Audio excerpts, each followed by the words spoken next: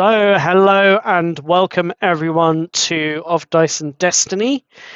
Today is session 7 of an unknown quantity.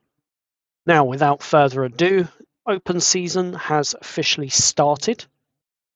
We will be looking at having our live games made available to everyone. And very soon you will be able to experience a wide variety of different DMs from within our party, as well as some of our cameo players, and who knows, eventually long-term in-house resident players, as I like to call them. In the last session, we met a brand new player called Killian, who runs his own games and campaigns and things elsewhere outside of this. Some of our members here actually play regular sessions with him, and well, I thoroughly enjoyed his play style. I thoroughly enjoyed him as a person joining us on the Witchmore Hollow one shot, which we did for the Halloween, which you can also check out on our YouTube, and we have a Spotify link for that. It has gone down as a different or a separate set of shows, but that shouldn't hurt anything, and you should be able to find it quite easily. So go ahead and enjoy that if you haven't. Look forward to more of our open season campaigns, and coming up in the next month or so will be our next installment of open season, which will be a random game, and then shortly after that in December we will have open season's Yuletide Dungeons. With that being said, I think it is time to go into the next session of Dice and Destiny.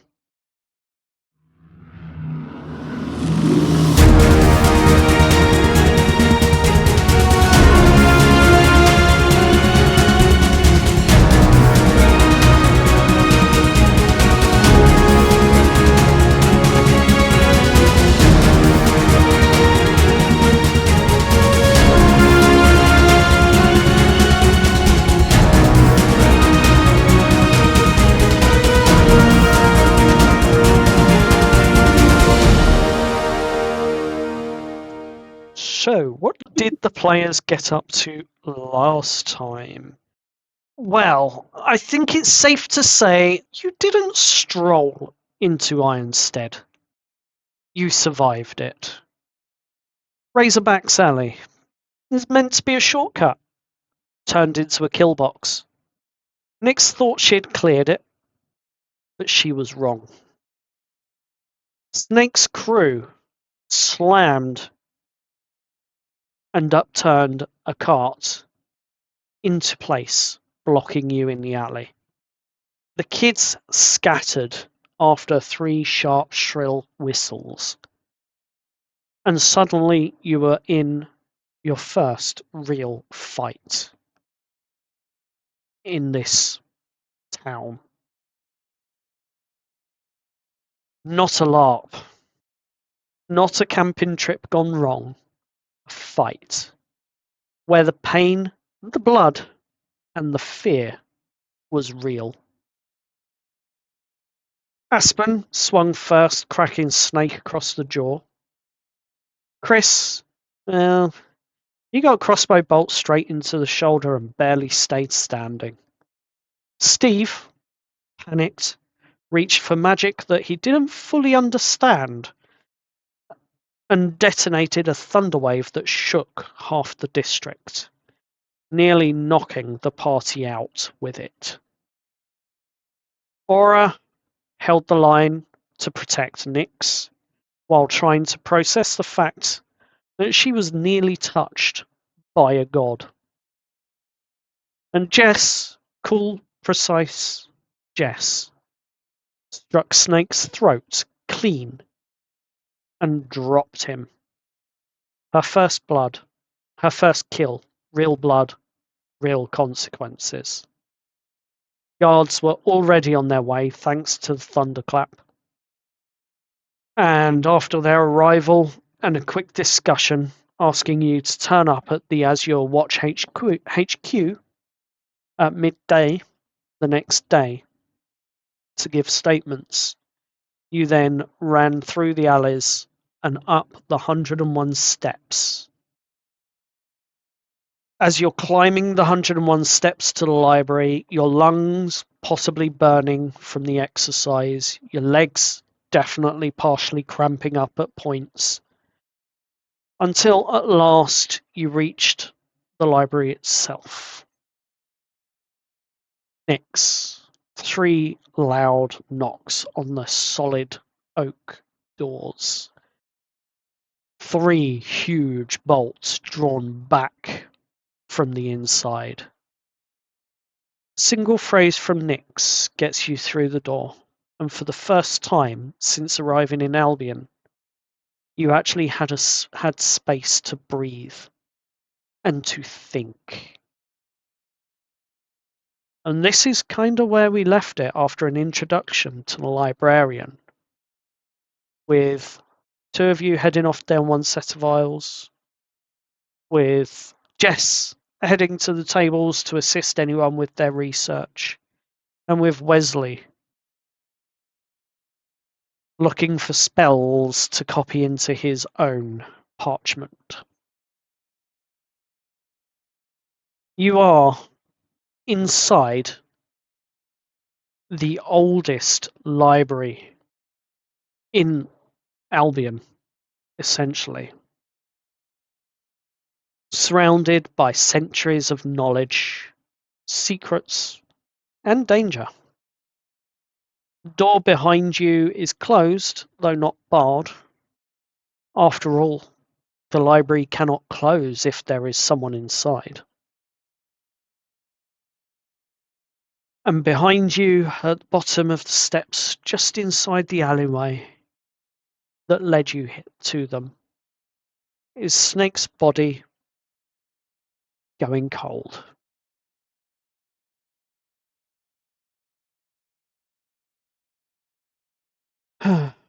Even if this murder is justified, the guards won't ignore it forever. So what are you lot going to do? But we'll get to that when midday comes round the next day. For now, though, you're hurt, you're shaken, some of you partially healed, but still very much wounded. But for the first time since you have woken in this world, you're no longer guessing in the dark. Because you have a lot of information at your fingertips in this library.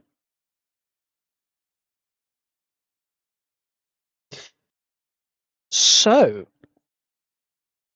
bearing in mind Aspen has done a lot of digging into some of the connections, even found some rewards at the end of it, that some possible missions or things to earn some coin for the party.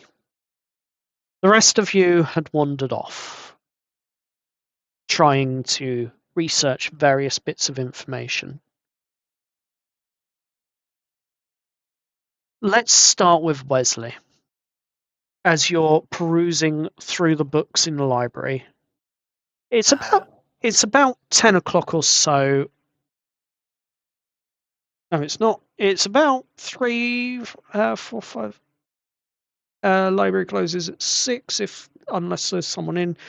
So I'd say it's about 7 o'clock at night. So it's starting to get a little dark. Lamps are being lit, and as you can see, there are rows and rows of books in front of you. What do you want to research? Well, as you recall, Steve, manifests his magic through some kind of green energy. Whatever he saw in his vision at the beginning of his. So Uh, what he specifically, it what he was specifically looked. green with reddish hues, I believe. Yeah, yeah, but yeah, Steve is trying to read on that to see if it has any significance or importance to the magic in this world, and see if through that way he can understand the magic better and eventually make it its own. Fair enough. So, armed with this information as you start perusing, you find yourself heading towards the arcane magic section, which, for what it's worth, would be somewhere towards the back of the library, just off to one side. There's quite a few tomes. Yep, round about there. Quite a few tomes. Some of it you can't even read what's on the spine at this point. But as you're looking through these books, roll me an investigation check, please.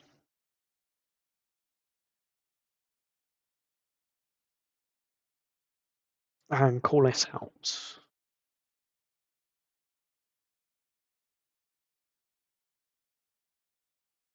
A 13. On the 13, you find a couple of books. One of them is written in common, and it seems to talk about the basics of magical trickery, more so than magic and arcane.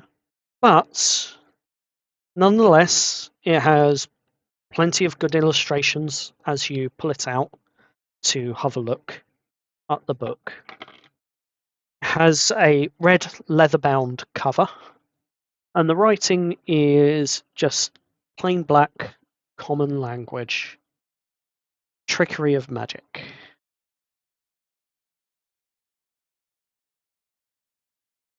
The other book you pull out seems to be slightly more intelligent and is simply labeled Magical Arts and Their Forms.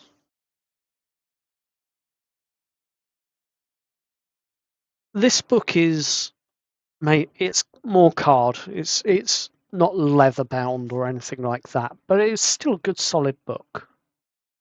And as you pull this second one out, you begin to flick through the pages briefly. And there's a couple of chapters in the chapter menu that sort of jump out at you. One of them states magical arts and their arcane origins. And the other one states magical magical abilities and traps to avoid. A couple of the chapter titles. And as you look on the inside of the front cover of this book, you can see that it has been written by a cleric. And this cleric seems to have been a junior cleric, as it were, as it sort of has their title and name written there. Uh, uh, so with these two books, you heading back to the table to study them.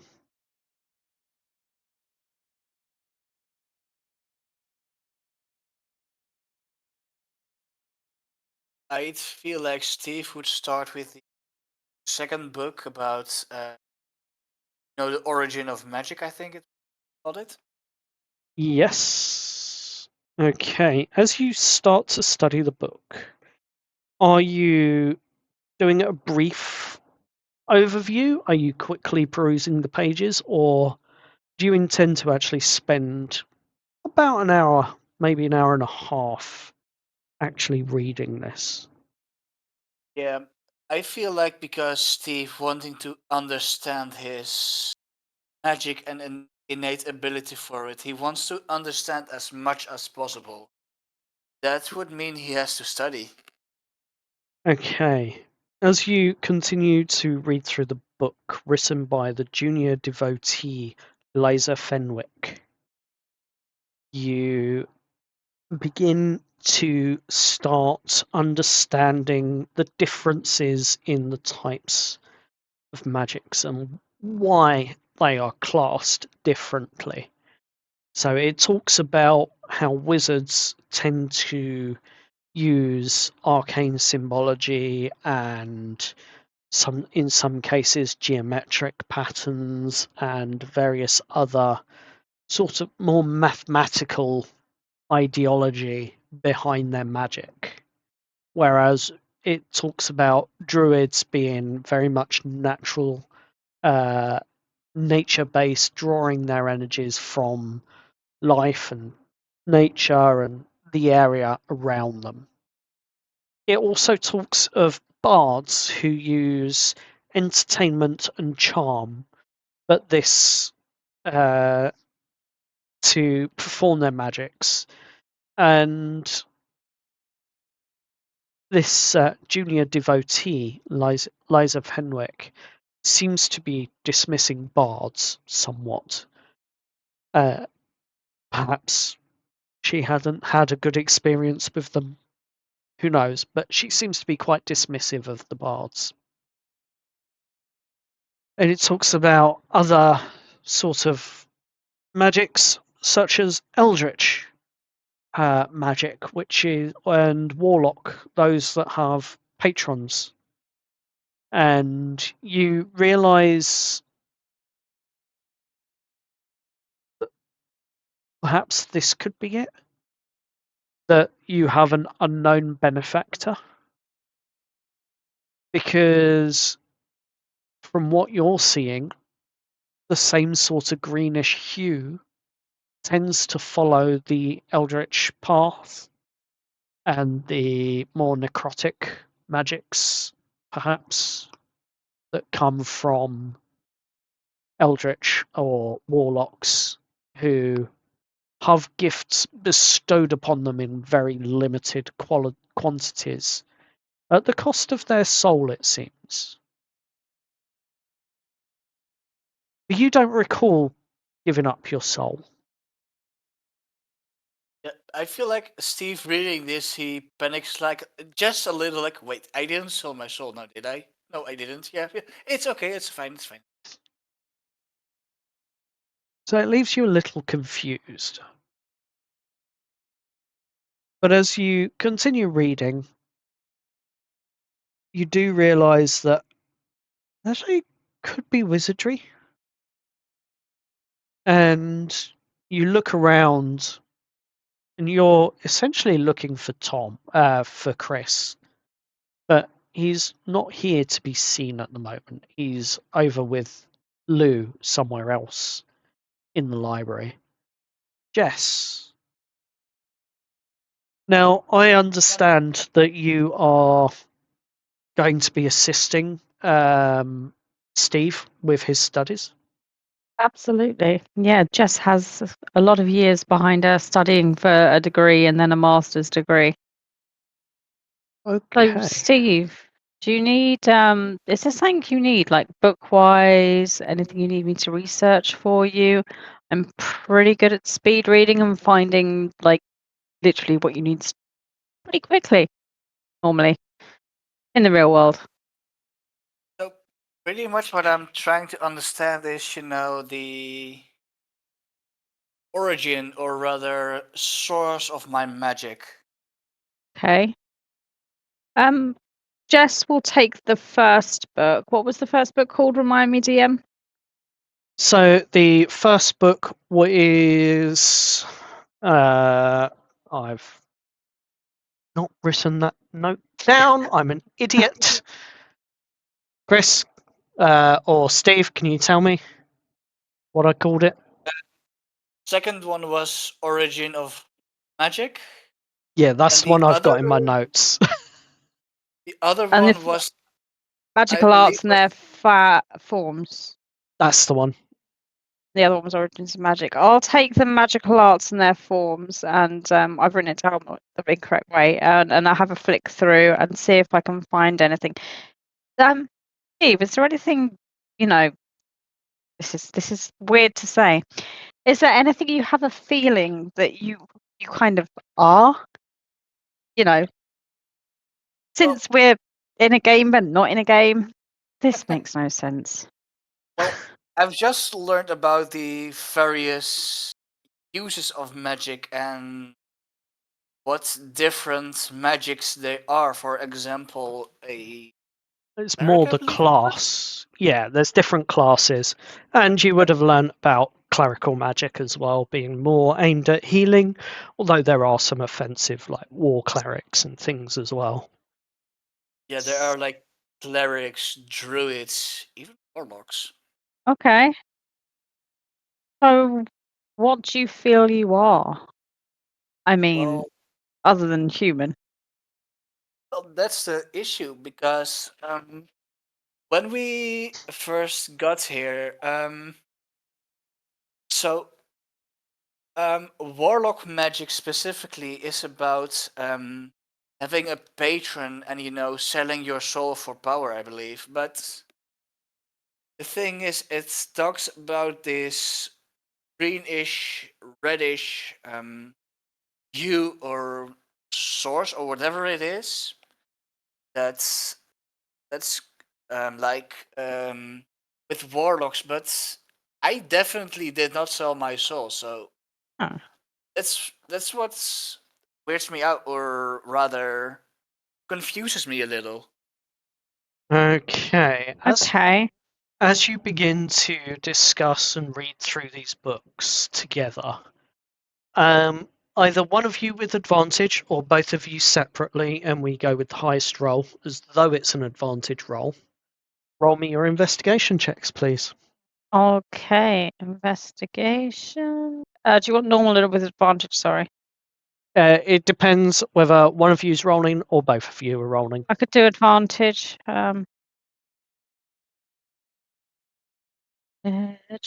That would be a 25. Oof. Holy! Not a natural, but a 25.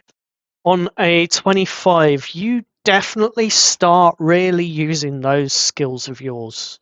The investigative skills, the analytical skills, the qualitative and quantitative assessments, and the ability to draw up all the differences and the pros and the cons. You bring all of those skills from your profession into the research that you're doing here. And you come up with a very, very interesting discovery after a little bit of discussion about how his magic is used, in the sense that he's actually read a spell from a scroll and learnt it. I will feed this back to Steve. Steve, I've just come across something really interesting here. The way you learn your magic just by reading and learning it. I think I'm onto something.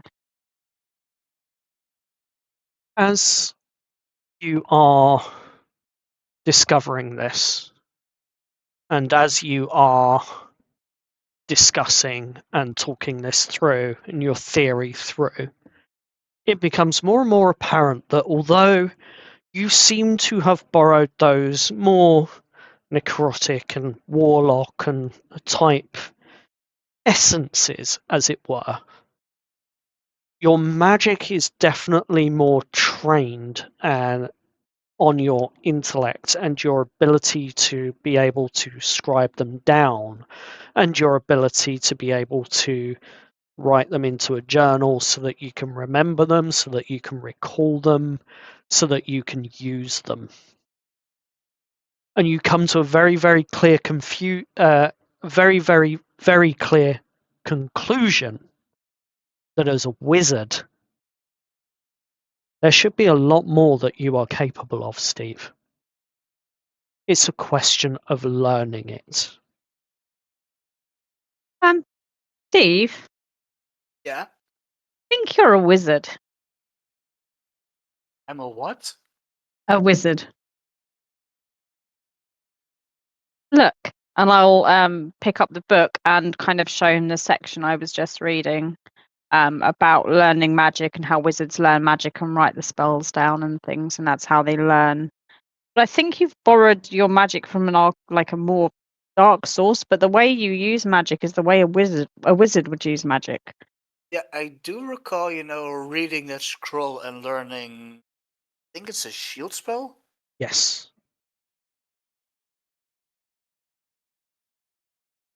Ah. So basically you're capable of basically grabbing a spell book from this library and reading it and learning it. We could test something out. I could go look for a spell book for newbie wizards and see if there's like a really basic kind of spell where you can, I don't know, make some light or something. Okay. I mean, yeah. Okay, cool. I'd like to go and try and find a beginner wizard spell book, please. Excellent. So you both head off down to the various sections in the arcane library, the arcane section of the library, and you find a few books. What I'd like you both to do, and this will take you both about an hour to an hour and a half of time in total, but I'd like you both or one of you to roll with advantage against Steve's intelligence. So, Okay. Steve, Yeah, with advantage, it'll be you. I'm afraid I'm picking on you here. that's fair. With So- advantage, I want you My to. Yep. Yeah, so my intelligence is 19. Yes. So how would that work? Roll an intelligence check for me. Right? Advantage. Oh, thank God for advantage. Oh, that's 20. Oof. Oof. Yeah. Do you want to call both of those rolls out? A nat 20, meaning a 24, and my first roll was a 5. Yep. So with a natural 20 and about an hour and a half, it goes on a little bit longer because you go down a couple of rabbit holes. So about 2 hours total here at this point. But you manage to find some of the tomes that contain various spells. Now, unlike the scroll, the wording doesn't disappear. These stay on the page as you read it and as you try and learn the spells. But they make sense to you as you're going through them. The level 1 spells that you have available might take a little bit of practice. It might take a little bit of, okay, I need to memorize these. I need to understand what they are and what they do. But you begin to actually catch a grasp on them. So for you now, Steve, your level 1 spells are fully unlocked as to what is on your character sheet. Oh, hell yeah. Heck yeah. However, there is still that little niggle of a doubt. You know the theory. You understand what these do. But that niggle of a doubt is, can I actually cast it or not? Because you are from a world of science. So, Steve, writing down these spells in his spell book, he sees like one specific spell that he thinks he can try at now. Say, I got a question, and he turns to his side. What's that? I've got this spell called Charm Person. It's a non-combative spell. Would you be Okay. if I tried it out on you? As long as you don't make me do anything too dodgy or too stupid, absolutely. Oh no! It will be totally normal. Don't you can trust me. Do I trust him? Probably. I mean, from what he explains, the spell charmed person essentially will make you feel and believe that Steve is the best friend to you in the world. Like, there's no two ways about it. Like, he is a golden guy, diamond geezer, that sort of thing. Like, that's what essentially, from the way he explains it, the spell will do. Sure. But don't forget, you still need to make a DC check. Go ahead. Mhm. So against Yeah. so if you can roll a D20 plus your spell modifier, and this will be going against your wisdom, which is your wisdom DC, which will be lowered by 2 points. I have a Correct. question, Steve. How long is this going to affect me? Technically speaking, an hour, but I can break concentration. Okay. I can pretty much just end the spell whenever I want. Okay. It's a deal. And Jess will hold out a hand and shake on it. Steve shakes her hand, and as they shake their hand, Steve's casting the spell, or Yeah. tries to. So what's your first roll? So it's a D20 plus my spell modifier. Yes.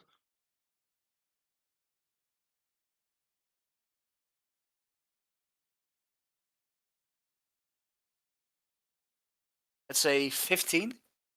15 beats your sense of doubt. It beats it by a long shot. You have a lot of confidence with this. Now go ahead and make the actual roll for the spell. What's the defense on that? It's a wisdom save or a charisma save? Wisdom saving throw. Oh, okay. And what's the DC? DC 14. Okay.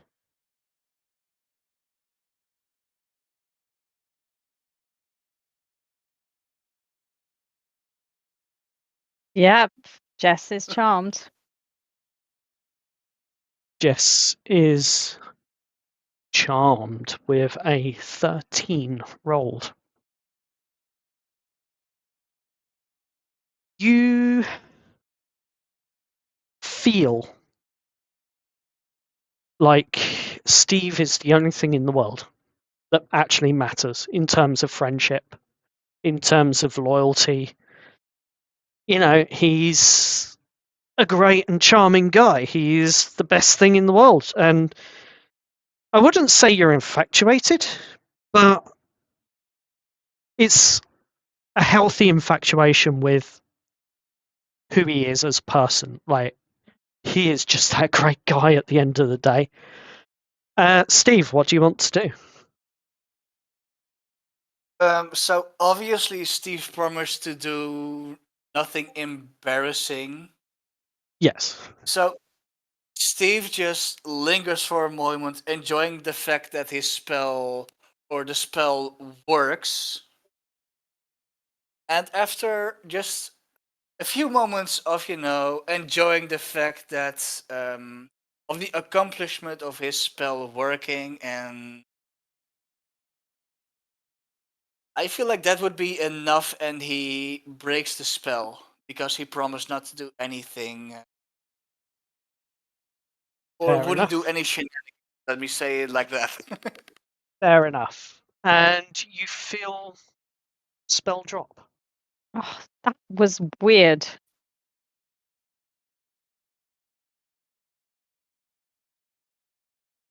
I take it worked then. Yeah, it did. Excellent. So, looks like you are a wizard. As the Yeah. spell drops, you are consciously aware, Jess. You are consciously aware that you had been charmed. Mhm. From a psychological perspective, you maybe put it down to perhaps the magic affected the chemistry in my brain in some way. You know, it's almost like a drug or an SSRI or something like that might have affected your chemical balances in the brain. It's that kind of experience that you essentially have had, with that feeling of friendship and loyalty instead of happiness and mood leveling, as you would normally be used to seeing or experiencing from the perspective of a psychologist with patients or clients. At least that's the closest you could put it down to.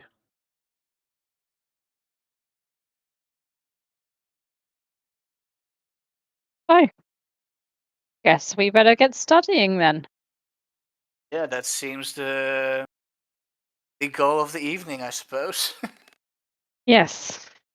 You continue to study as we move across to the other side of the library, where Aurora and Chris Cool. are currently headed into the religious sections to begin with. Yes. Indeed. I really hate to do this, but I do just need to be right back. But I will literally be looking at the same stuff that Aura is at the start. Okay, so with the assistance from Chris, what are you investigating? What are you looking for to begin I'm with? specifically, well, Aura would specifically look for the goddess that contacted her. So the goddess of the harvest, I believe it was. Shantae. Yes. The goddess of agriculture, harvest, and hearth. Hearth. Hearth. So, as you are looking for this information, I would like you to roll me an investigation check. Please.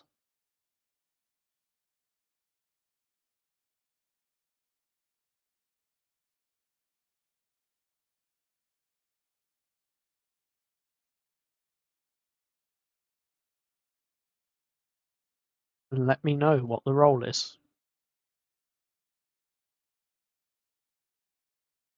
Hello? Hello. Hi. Sorry, my Wi-Fi decided to die right as I started to talk. Ah! Well, perhaps you can talk again then. And Woo! whilst we are waiting and listening, you can roll your investigation check. Nice. So what was the last thing you heard me say? The last thing I heard you say was what you were actually looking for to begin with on Shantae. Yeah, books on Shantae or anything to do with farming in the religious section. And that's an investigation, yeah? Yes, please. Is that at advantage because I have support? It would be because you do have Chris helping you. Nice. Oh, oh, oh no, that's so good that I got advantage. Excellent. So, with the 19, Yeah. you find a book on the pantheon of Albion. Okay. The Knowing Which God is Which, basically, is the title.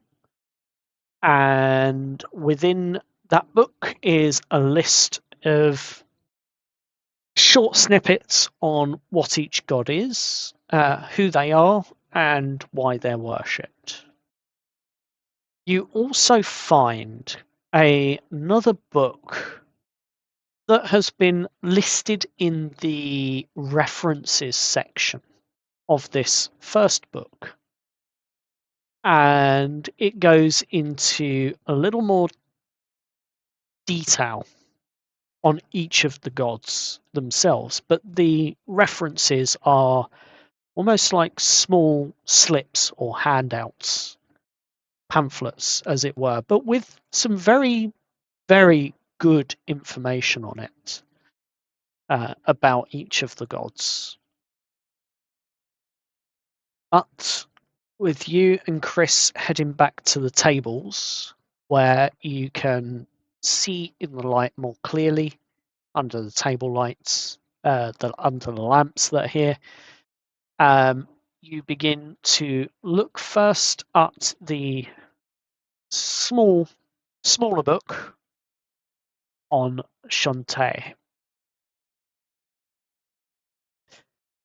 Shantae is the goddess of agriculture, harvest, and hearth, you find out.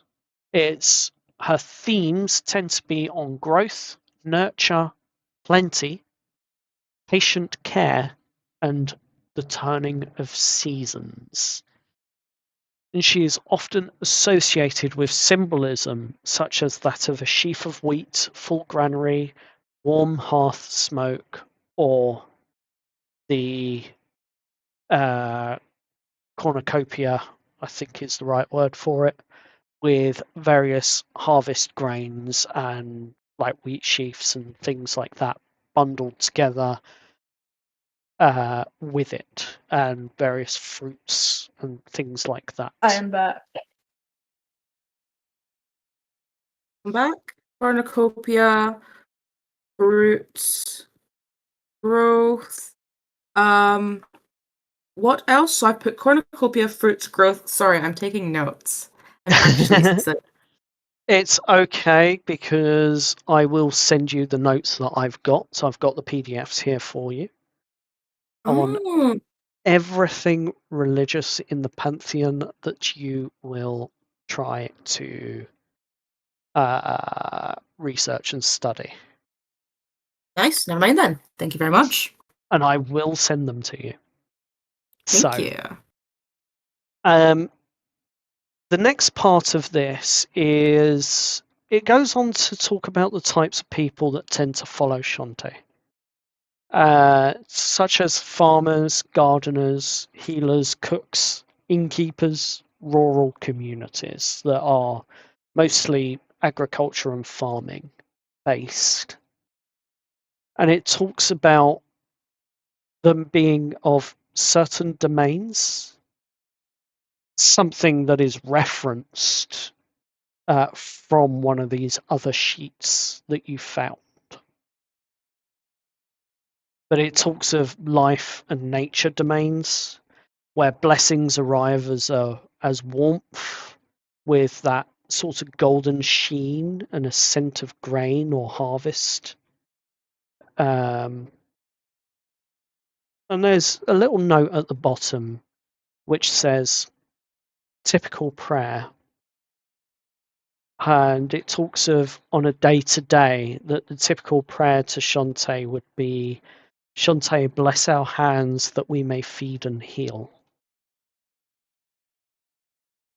And other little snippets of similar nature in You would terms of prayers. probably utter a common prayer just to see how it feels, see if there is a reaction to it, because obviously the big stark difference between here and Earth is that she does get a reaction from the gods, so she'd kind of be praying not only for a thanks to the support that she has thus gotten, but to kind of see the reaction that it would itself obtain. You don't so much as see anything in this case. Like, nothing really happens physically, but you do feel a slight warmth grow in your chest before it fades away again.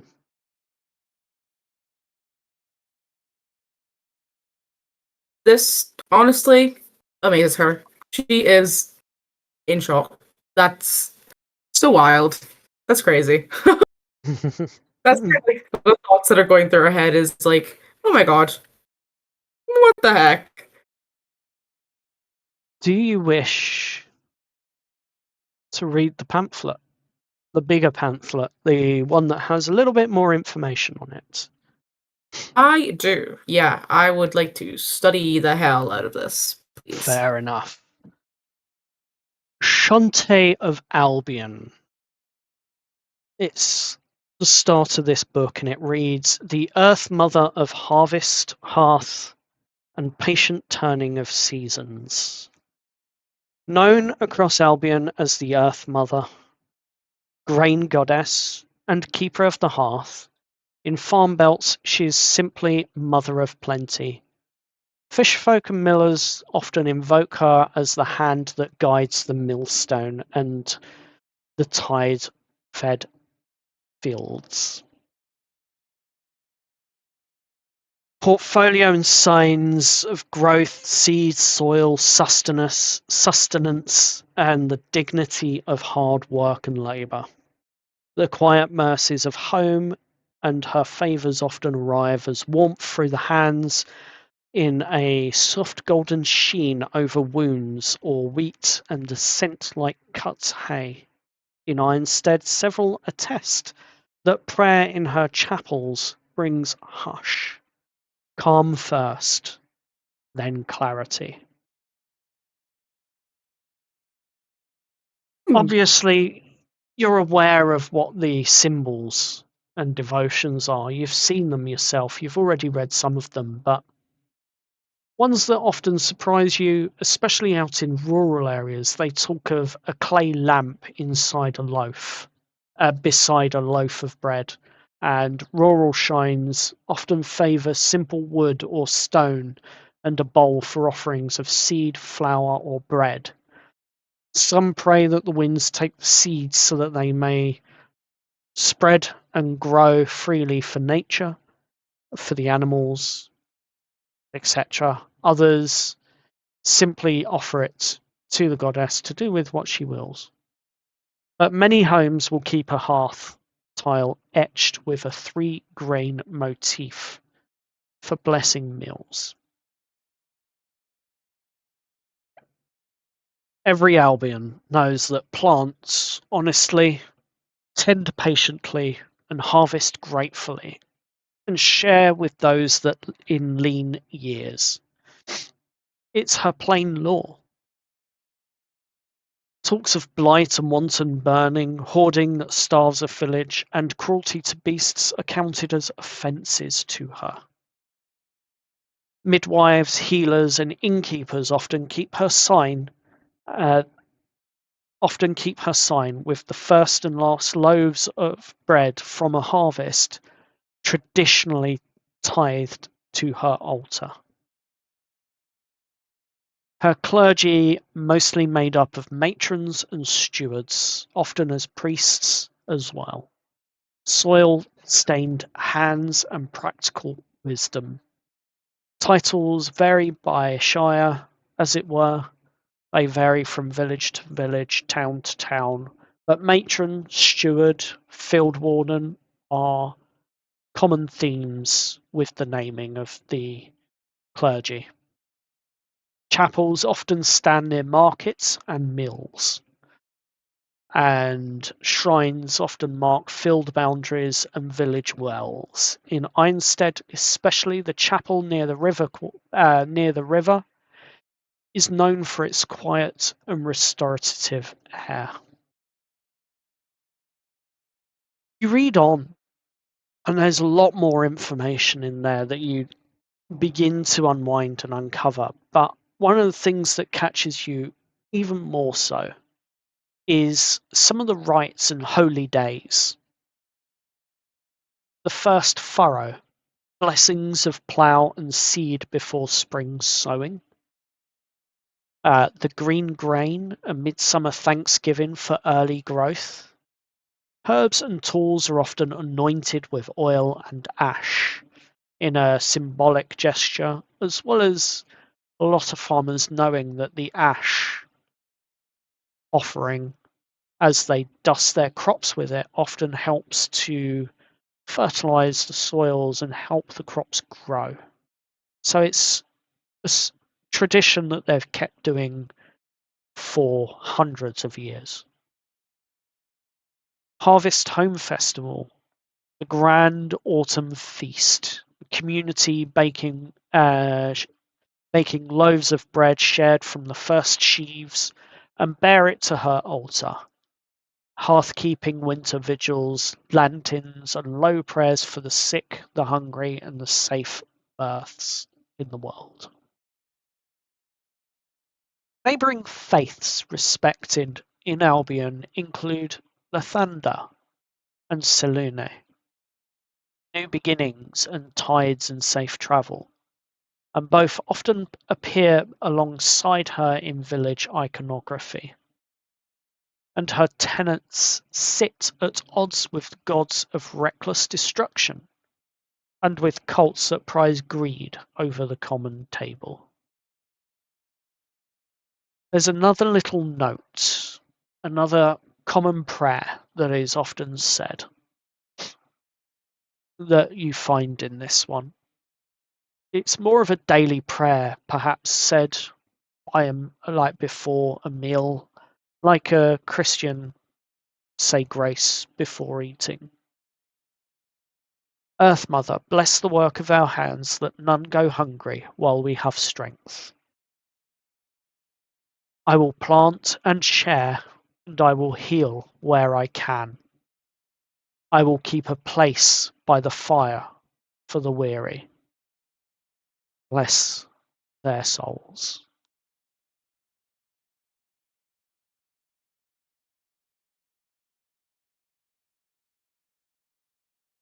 Not gonna lie to you, this out of character would totally be a god I would worship. So this is great.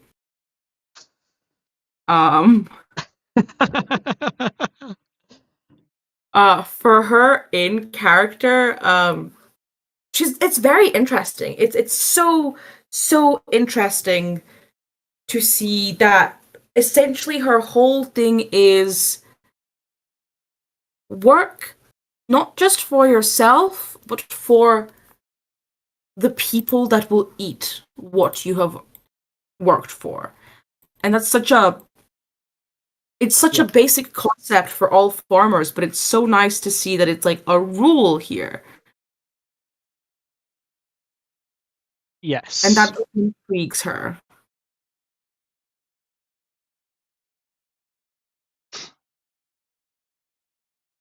Haha, thank you very much.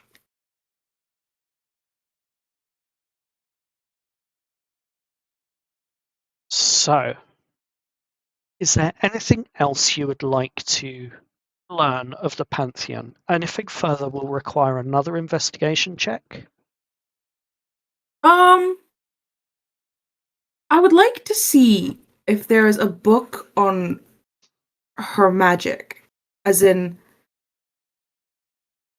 the spells she has helped her people cast. And And the if there is- blessings and the blessings that she grants those that follow her as clergy. Yeah, kind of, yeah.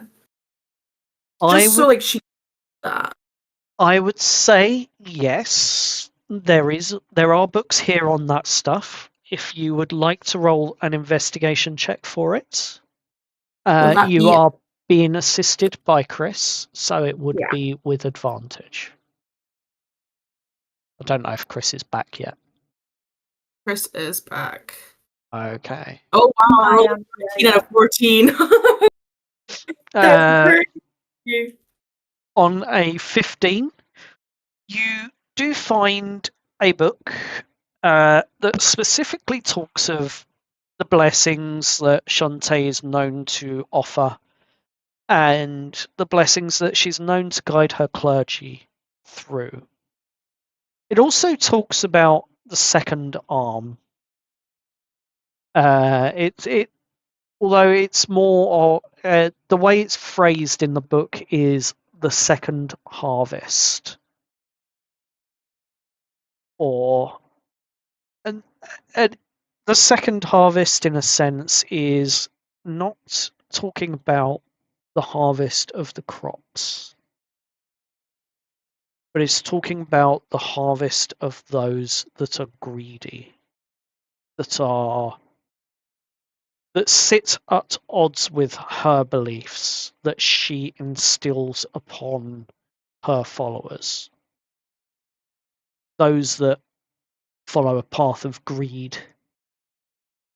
And it talks about how the second harvest is a code name, as it were, for the clergy amongst her ranks that defend her and her fields that she watches over for the farmers that are tending them. Oh. But it doesn't go into much detail other than that. Okay. But you also become aware of the other types of blessings that she has been known to offer through her clergy, through those that follow her and or pray to her.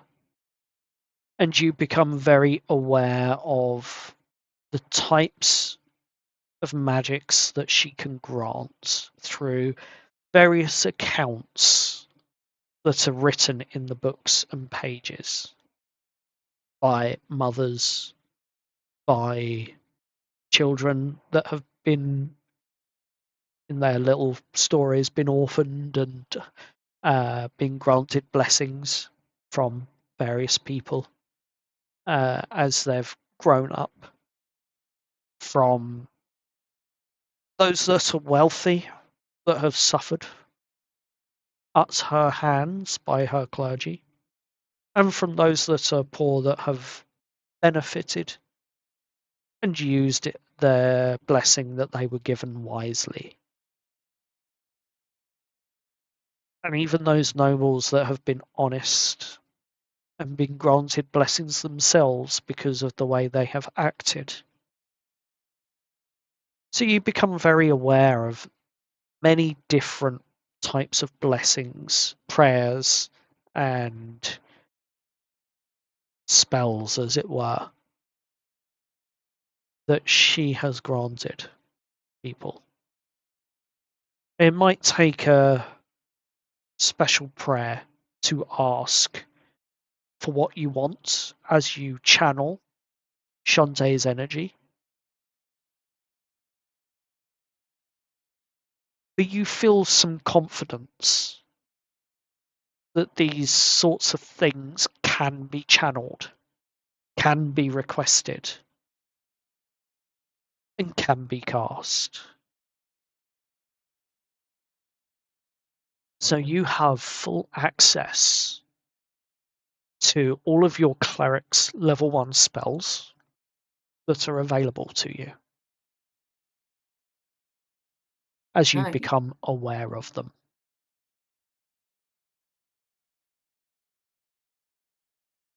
Nice, nice. Thank you very much. Chris and Jess, Yes. Yes. is there anything else here that you would like to look at? I know one of you was particularly interested in learning about more of the Pantheon, but I can't remember who. That wasn't me. It was the. Okay. So whilst Aurora is researching and going through the notes that you and Aurora found, I want you to roll me an investigation check for yourself, please. Yes. Just to see how much information on other members of the Pantheon you can find.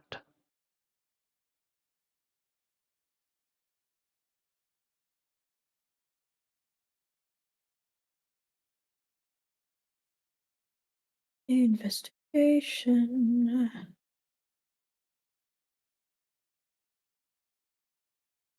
Oh, that is a Ooh. very nice I roll. just did 20. A dirty 20.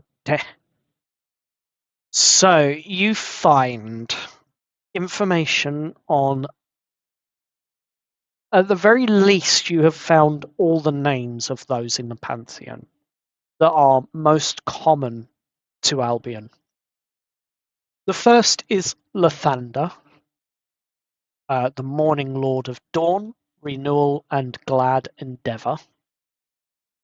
You find out about the Mask of Albion, also known as Lord of Veils, the Quiet Hands, and the Unseen Exit.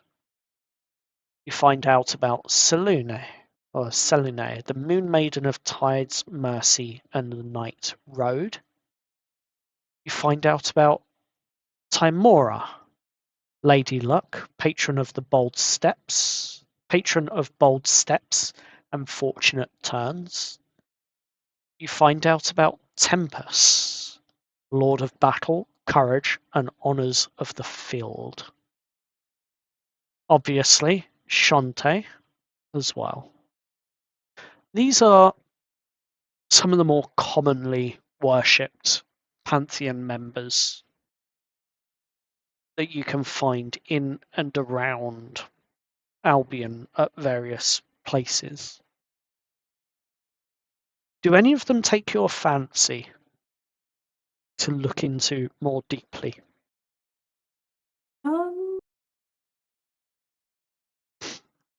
Could you just quickly list off the names again? I remember what they are, I just can't remember the names. Of course. So you have Lathander, you have the Mask, or Mask, as he's known as, Lord of Veils. You have Selune, you have Timora, you have Tempest, and you have Shantae. Okay. Can you put those in chat, please, DM, for my notes? Oh, yes, I can. Well, I will post them all, but I'll post them all after the session. But I will post to Chris directly what he's quite specifically looking into. I think they would look at Mask, Okay. because I think that they sound interesting. Yeah. Yeah. So. I don't know. They don't like reading a lot, so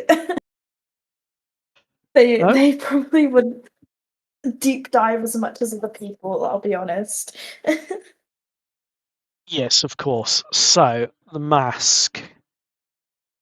Mask is known as the god of shadows, thieves, and intrigue.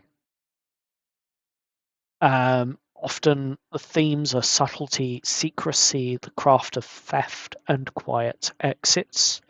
Symbols are often seen as a black mask, a shuttered lantern, or a gloved hand.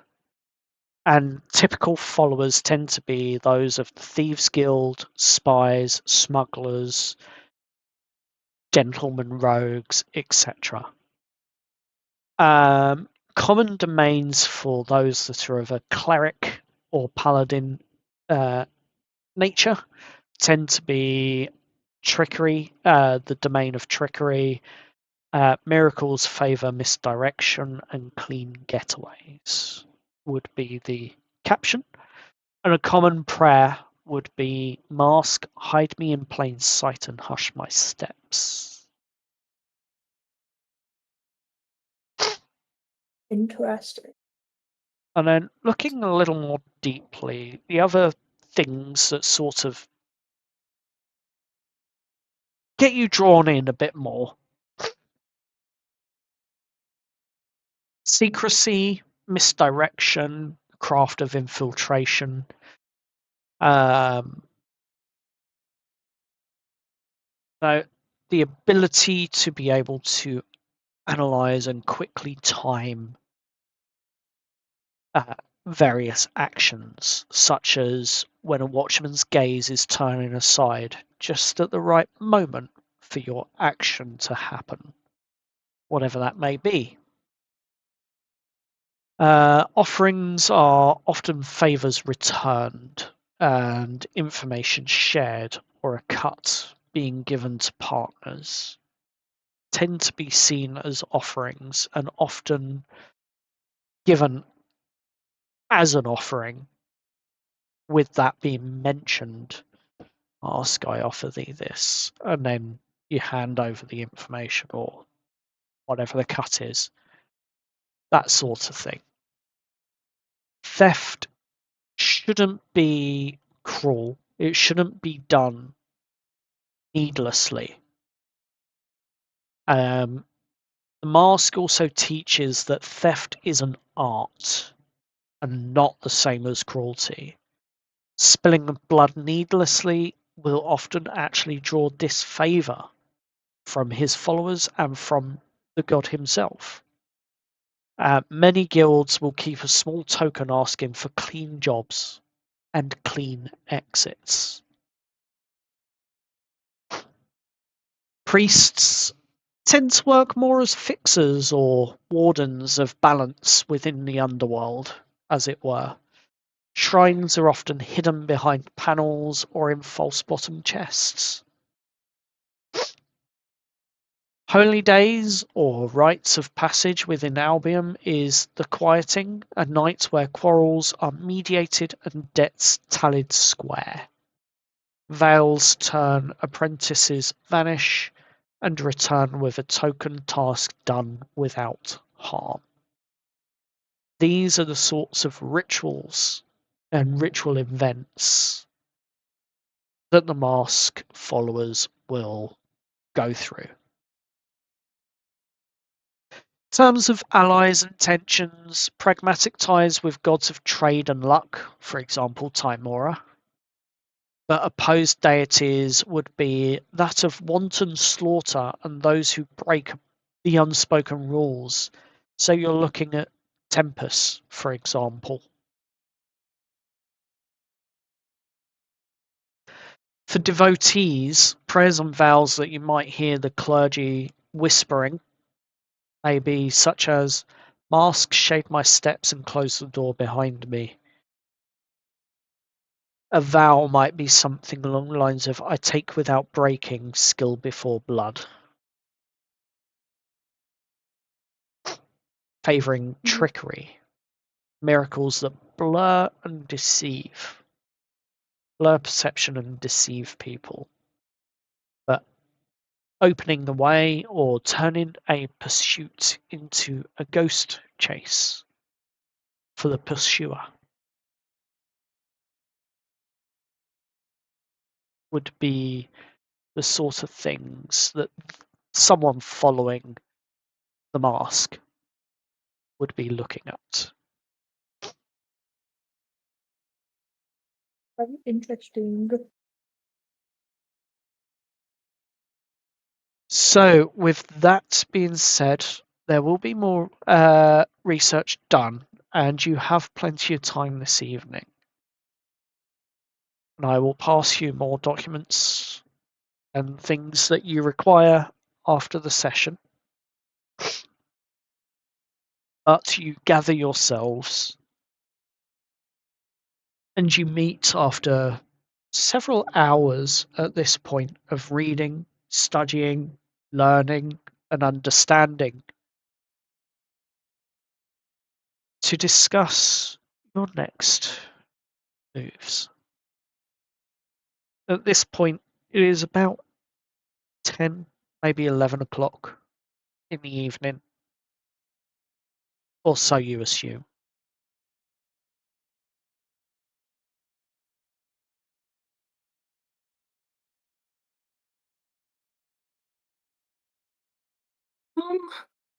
Aurora's kind of still a little dazed almost.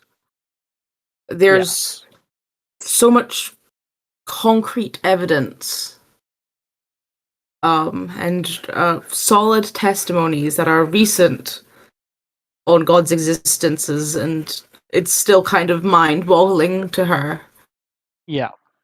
this big jump, for lack of better words. Yep.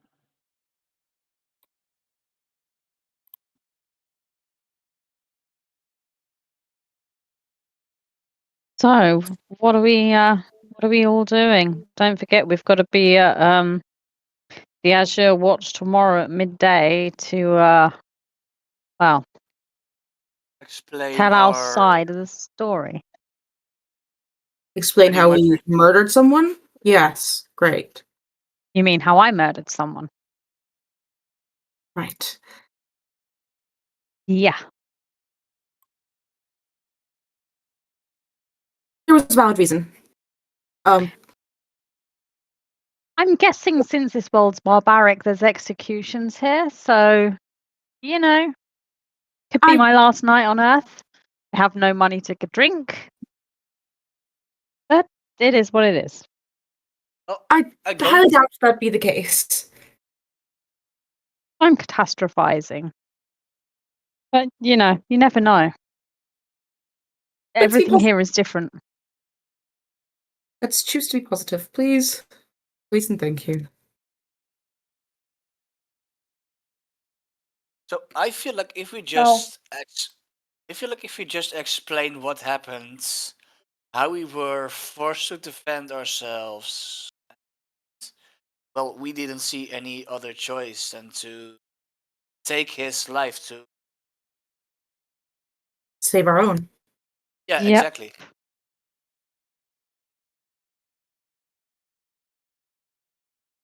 I feel like the Azure Watch wants to protect this city. I think.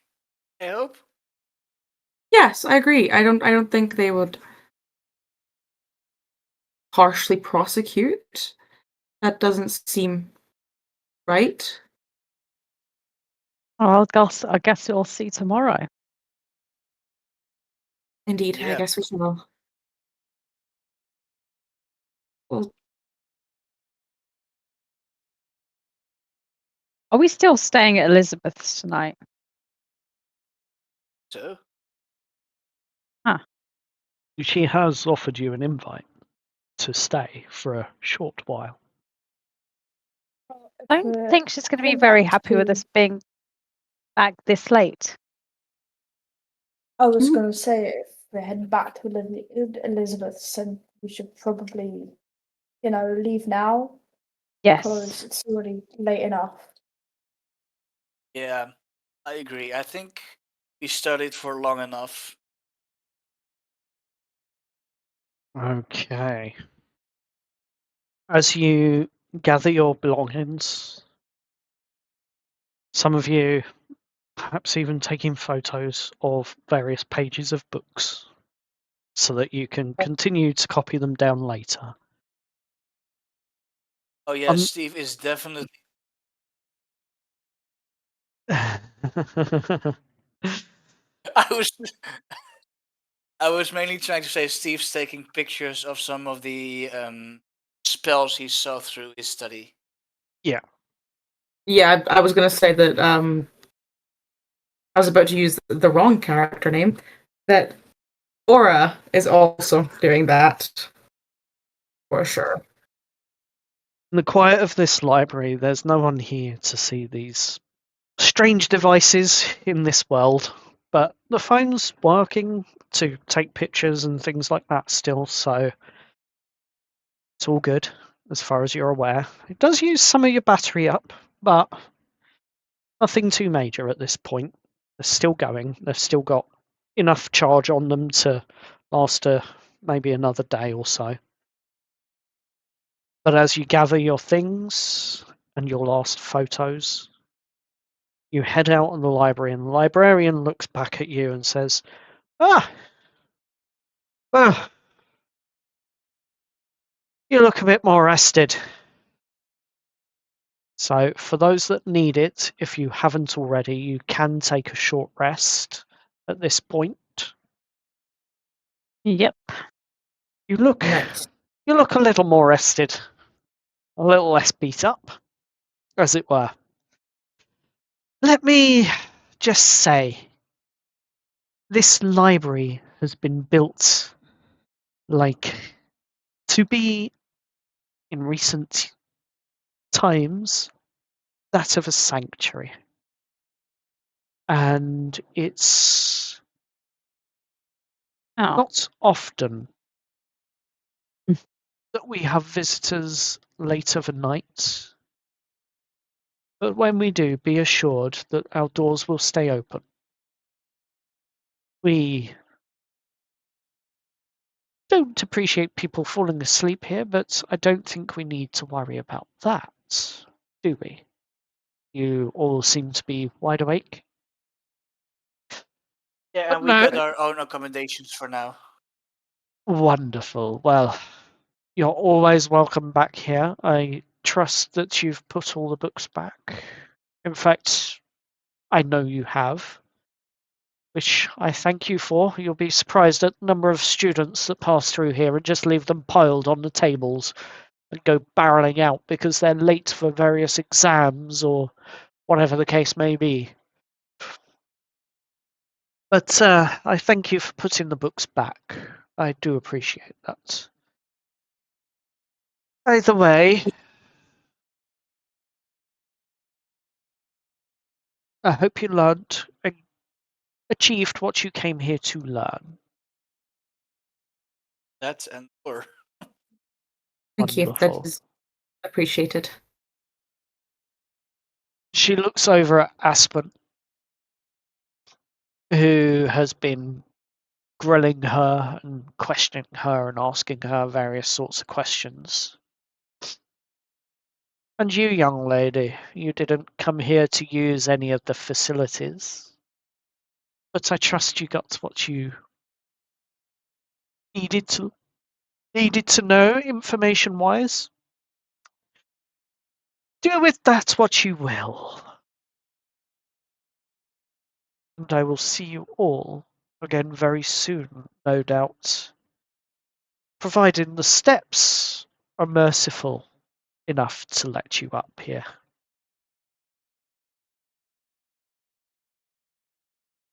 Have a good evening. As well. Thank you. You as well. And she Oh, my American accent.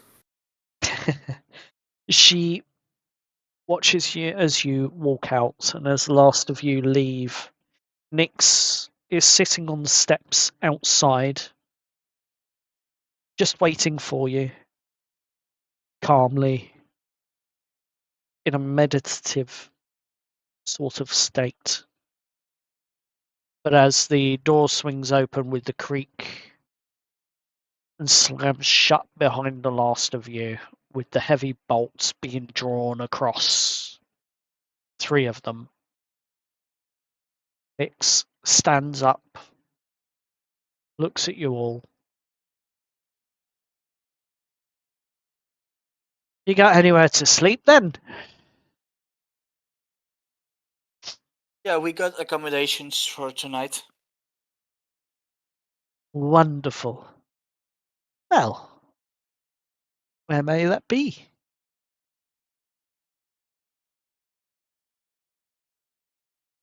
Elizabeth. I was going to say Elizabeth. The Yeah, tailor Elizabeth. is The tailor. housing us. Yeah, wonderful.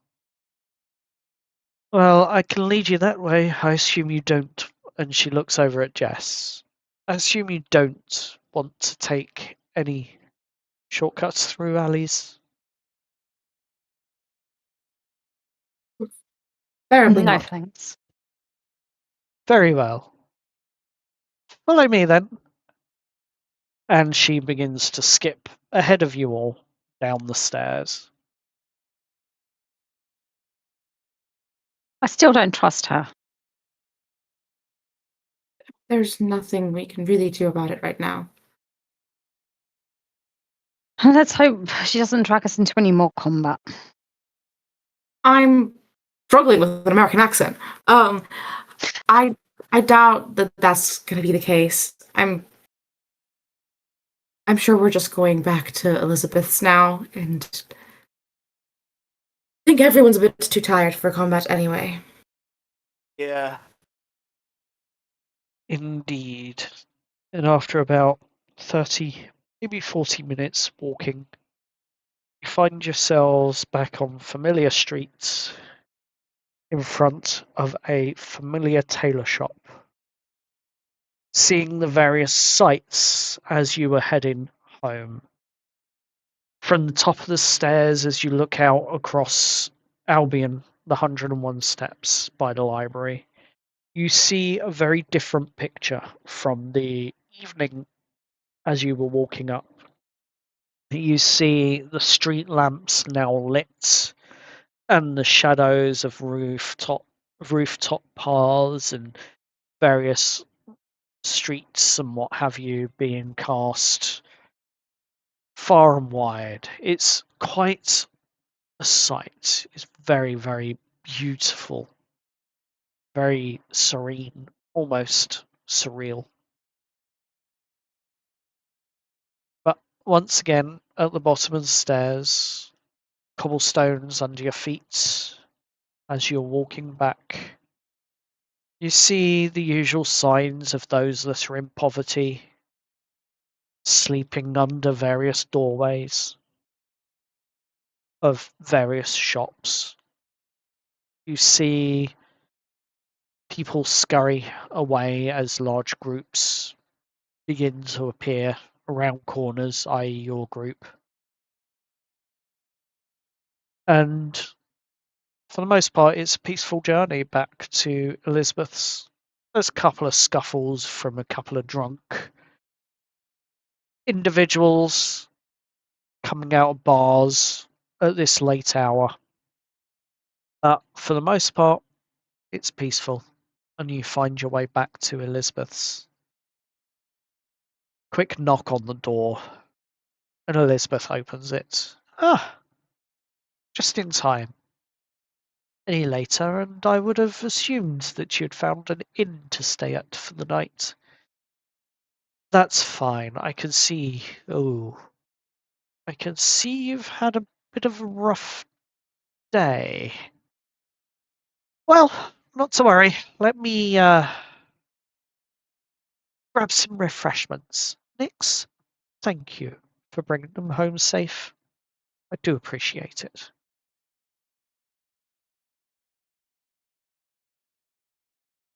To which Nix nods, turns, and walks away.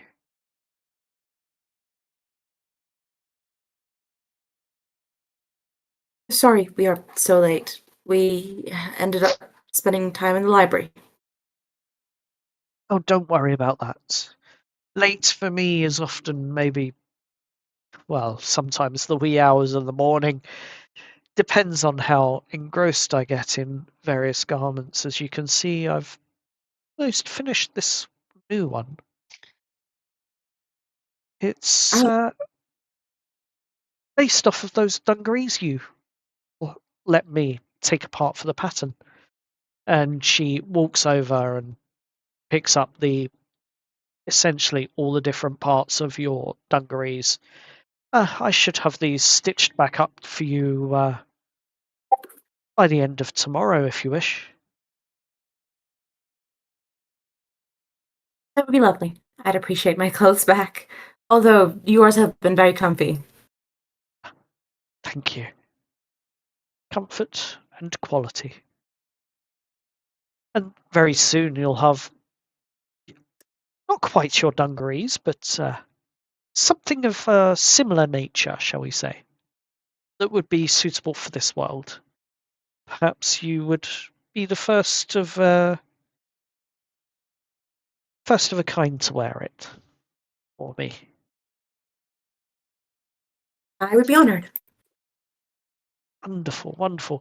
Well, you must be tired. There's some. I'm afraid the meat is cold now, but we have some bread and fowl, and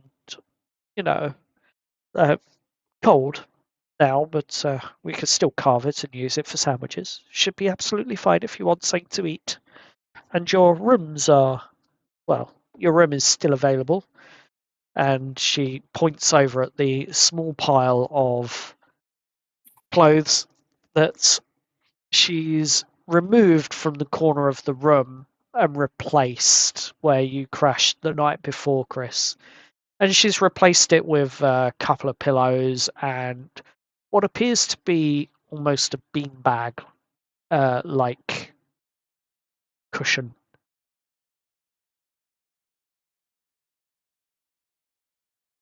Not quite a beanbag, but close.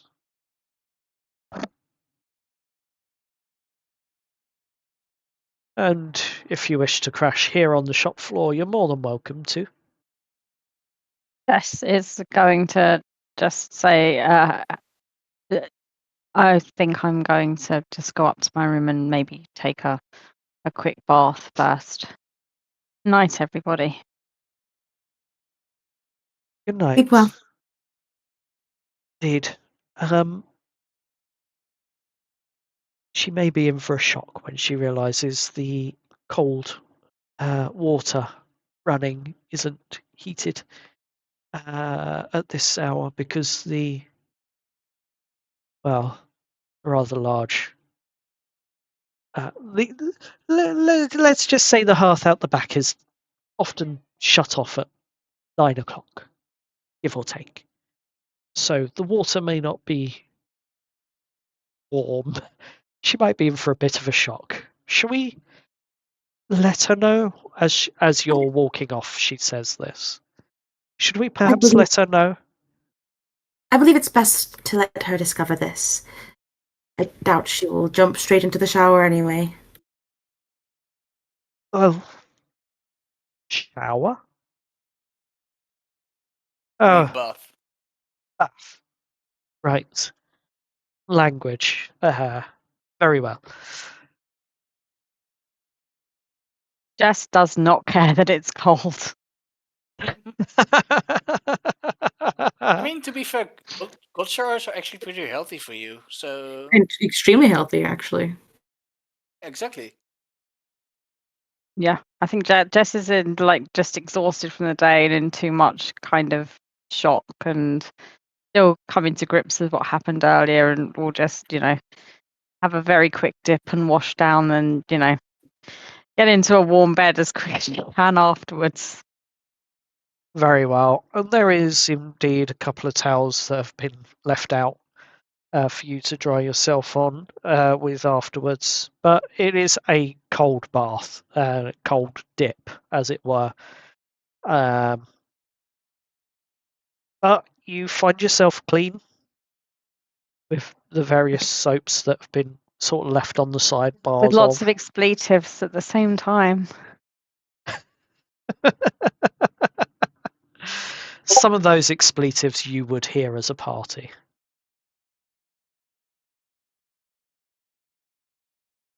But I think with that, unless there's any more chit-chat and chatter, are you all heading for bed? Or are there conversations you wish to have? Now's your time. Honestly, Aura will go straight to bed. She has a lot to process.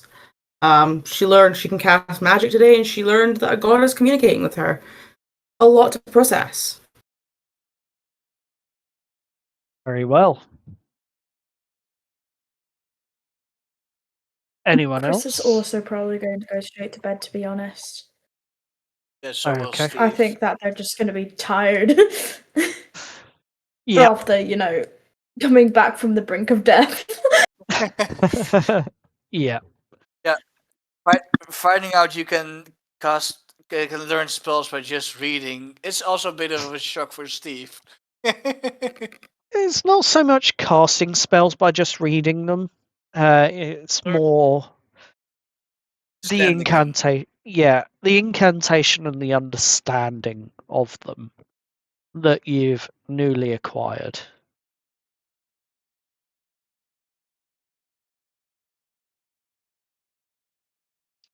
So, with that, you all head to bed.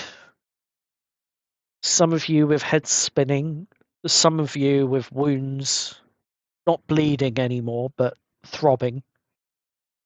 Others of you with various thoughts, dreams begin to happen for Jess. Oh no. In your dream, you wake up and you look down at your hands.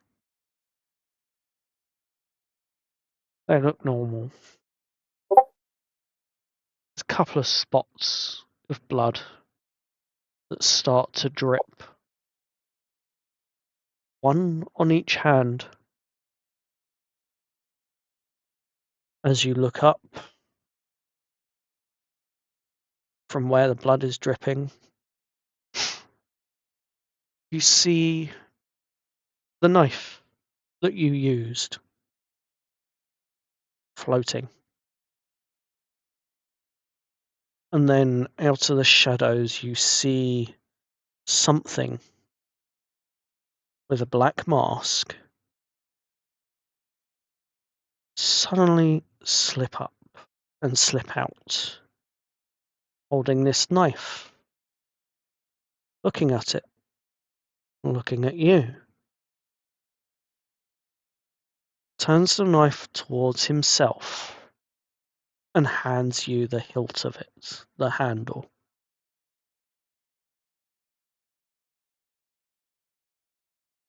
What are you doing?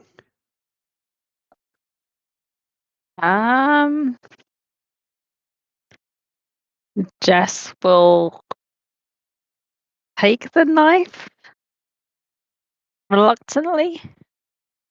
You hear the same cackled whispers that you heard in the tunnel as you arrived through your passage to Albion. So,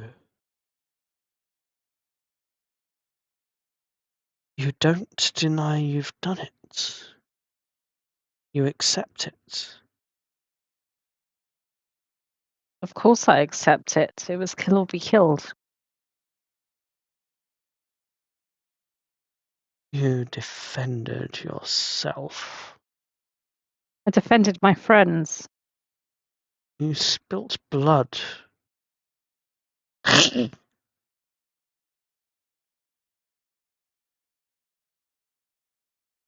If that's the way you want to see it. There are ways, but you are young. You are naive. You will learn. You will learn. Subtlety. Investigation. Distraction. Denial. Intrigue. Information. You'll learn all of these things.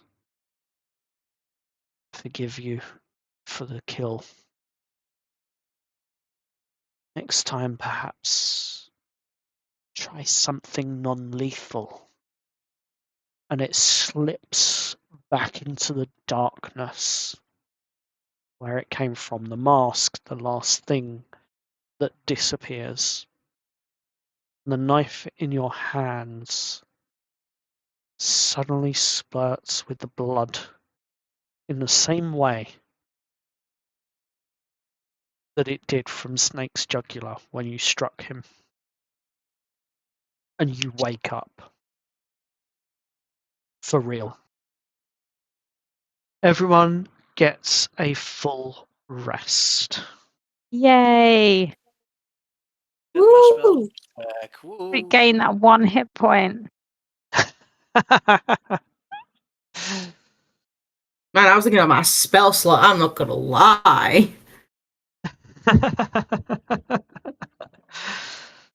But yeah, you will regain your spells, you will regain your hit points, etc., etc. And it is the next day that you wake up about 8 o'clock, give or take, in the morning. And that is where we're going to end tonight's session. Ew. With that, gonna say goodbye. Goodbye. Goodbye. Bye. And we are going to end the stream now. Bye!